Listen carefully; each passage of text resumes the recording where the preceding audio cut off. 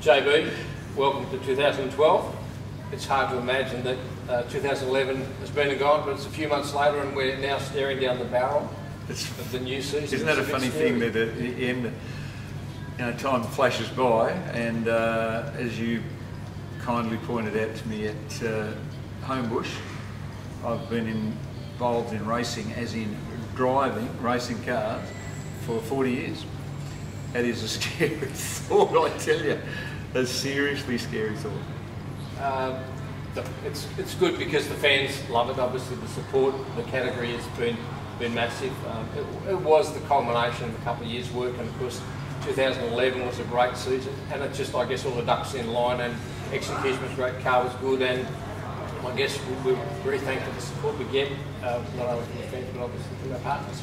Well, I can't say 2011 wasn't a great year because we won lots of races and we had some, at the end of the year, I guess if you win a series, whatever series you're in, you've achieved what you wanted to achieve. But it's not be all and every end all for my life. But what I did have is I had a great time doing it. I enjoyed the competition with the competitors, the people that support us, as in, as you call them, partners, or sponsors, but they're friends, the whole lot of them. My relationship with them, particularly now at this stage of my racing life, it's more, it's become more apparent to me how important these sort of relationships are. So, I had a great year. I hope I have another year like it, but, if I don't, I don't.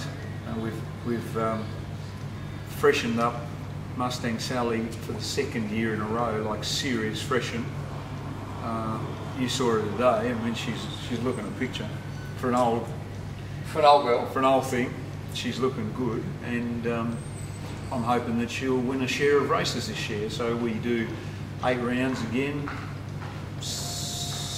many is that? The maths is great.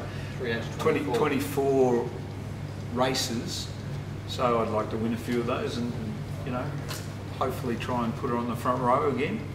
And the competition is tough as it is, but I love the category. I think people, the fans or enthusiasts, love those sort of cars. It's an era where I think we all, a lot of us anyway, grew up in, and I've met quite a lot of young people, that love 60s cars, 60s and early 70s cars. So it's not just confined to people over 35, like you and I. It's a bit like music, you might say, is that the kids today are introduced to by their parents. So mum and dad take the kids along and say, have a look at this. How often do you meet? Here's this young bloke I used to watch this, Johnny Bowe from Tasmania, wheeling around. He's still here. He won't let it go. He's still here, yeah. I know this sounds odd, but actually we thought we might talk about 2012. Oh, okay. How we're looking, well, by all means. I've never been a crystal ball gazer. Yeah. At the end of the year, we sort of sat down and decided where, obviously an old race car needs maintenance, and pretty serious maintenance. So there was a end-to-end maintenance schedule with it, every little bit on it, because if you leave it, ignore it at your own peril, something breaks, and either you don't finish the race, or you're, in extreme circumstances, you can hurt yourself or hurt someone else. And there's a few little areas that we thought we could improve the car in, but really it's a good car. Like Sally's well built. It was well built. Drew Margell built it, and he did a really good job of it. And we had it built. He's an engineer, so he understands how things should be. So I wouldn't expect it to be any faster. Maybe I'm hoping it might be a little bit faster, but I wouldn't think much. Last year, the series used to penalise you per race for success. So if you won the first race of the weekend, they lopped 300 revs off you, and we fiddled the gear ratios and fiddled the diff ratios to try and negate the effect a little bit, and we managed it, reasonably well. So obviously that's, perhaps made the series look at other ways to try and paritise everybody. So it's a parity category, which on record as saying I don't like, but I mean it is what it is, and I accept that. From this year, 2012, if you win the round, which will be, our first round will be Clipsal, so whoever gets the most points at Clipsal will go to the next race with 300 revs off and have 300 revs off for that next weekend. And if they come fourth for the next weekend, you'll get the balance of them back. I don't know the detail. I think you might get 200 back for the next one. So I think they're trying to do a pretty good job with a very impossible task. And that's probably the best outcome because I think so. Not everybody understood what the structure of the arrangement. Well, as the weekend went on, I mean, it was very confusing. Like you'd be sort of, say, let's take Eastern Creek. You wouldn't be on the rev limiter, and then you'd be on the rev limiter halfway down the straight. By the end of the weekend. So it just, I think it's more understandable for people that are watching the races. So whoever wins Adelaide goes to Phillip Island with 300 revs less.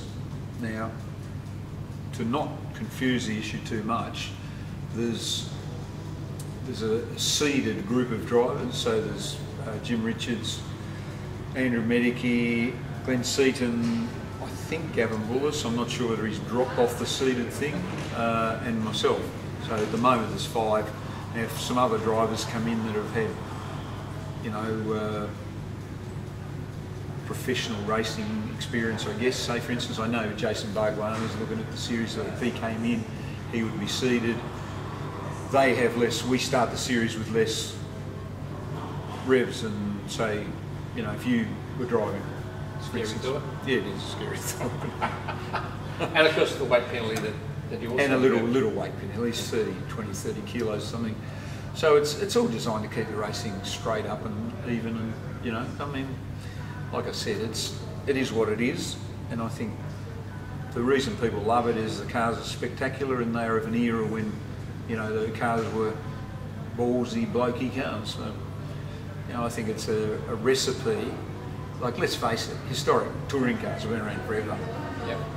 But By definition. By definition, yeah. But this series has been taken by these guys that started Touring Car Masters, and it's been made into a kind of a commercial activity where people like me can gain support from sponsors, and you can go and do it at a decent level and get some decent media exposure, and it's part of my livelihood, really, to be honest. It's part of what I do. So. Yep.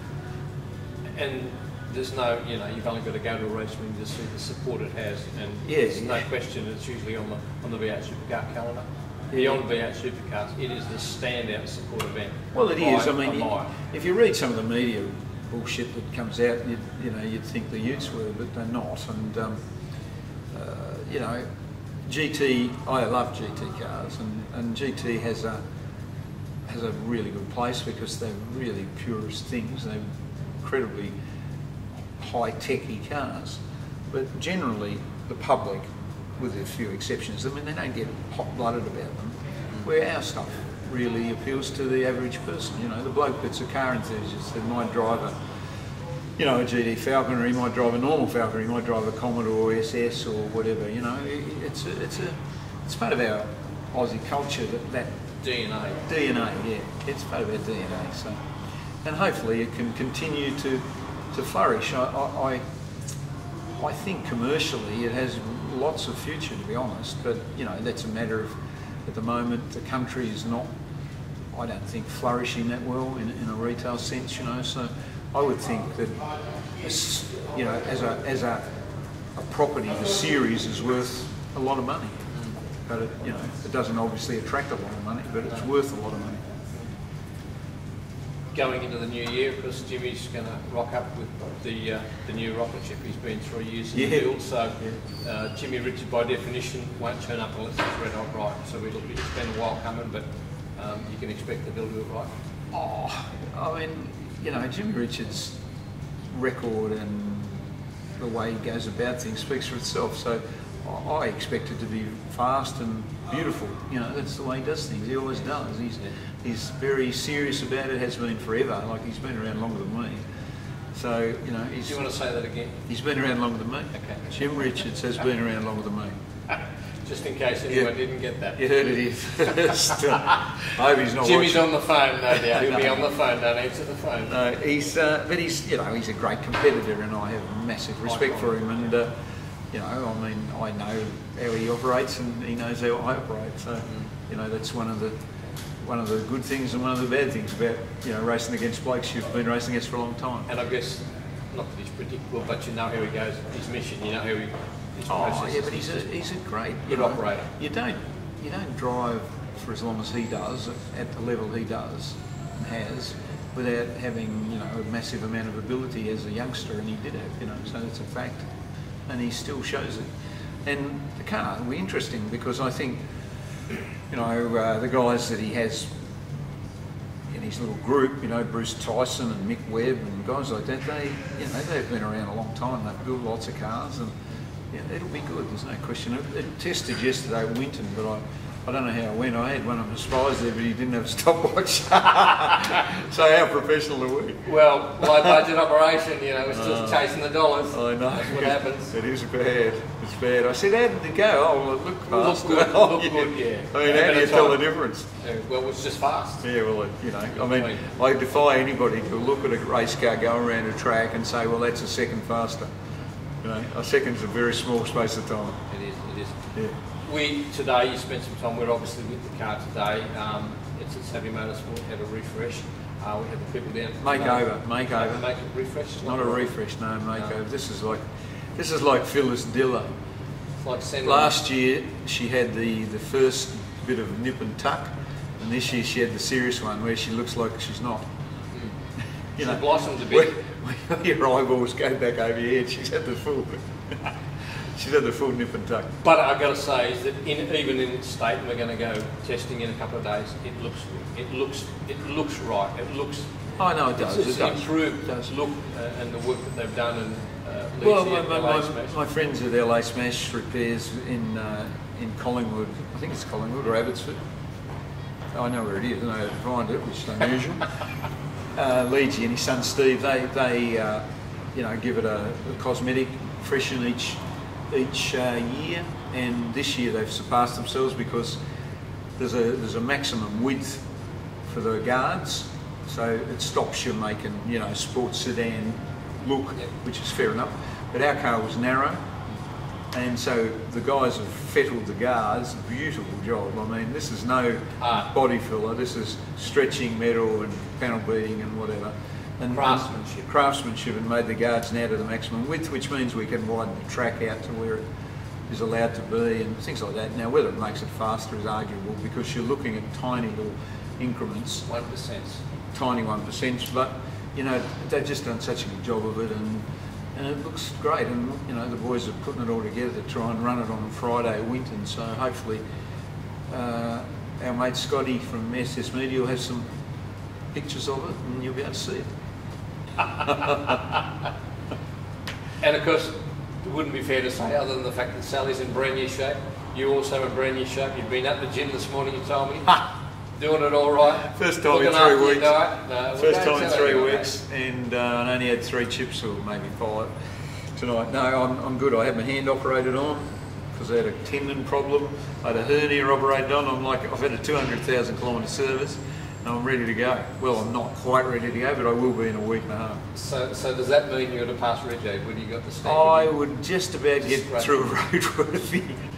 Congratulations. Right, good on you. I look forward to it all. It'll be fun. And thank you everybody for, you know, supporting me and supporting the people that support me and supporting Mustang Sally, who seems to have grown a personality of her own, really.